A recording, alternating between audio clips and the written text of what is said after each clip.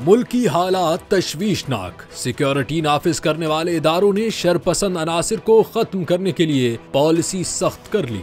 जनूबी और शुमाली वजीरिस्तान में कर्फ्यू नाफिज करने का नोटिफिकेशन जारी कर दिया गया है। डिप्टी कमिश्नर जनूबी वजीरिस्तान अपर सलीम जान के मुताबिक आज बुध को एक दिन के लिए जनूबी वजीरिस्तान अपर में कर्फ्यू नाफिज होगा। इस दौरान आसमान मुनज़्ज़ा से लधा और मकीन तक और नवाज कोट से रजमक तक तमाम शाहराहें ट्रैफिक के लिए बंद रहेंगी। दूसरी तरफ शुमाली वजीरिस्तान के रजमक सब डिवीजन में सुबह 6 बजे से शाम 6 तक कर्फ्यू नाफिज कर दिया गया। नवाज कोट पुल से डंकन तहसील रजमक तक कर्फ्यू होगा। उन्होंने मजीद बताया कि डंकन से मेलोगई पुल तहसील दोसली तक मुकम्मल कर्फ्यू नाफिज रहेगा। इस दौरान मुसाफिरों से मुतबादिल रास्तों का इंतखाब करने की दरखास्त की गई है। याद रहे कि जनूबी और शुमाली वजीरिस्तान अपर में सिक्योरिटी खदशात के पेश नजर कर्फ्यू नाफिज किया गया है।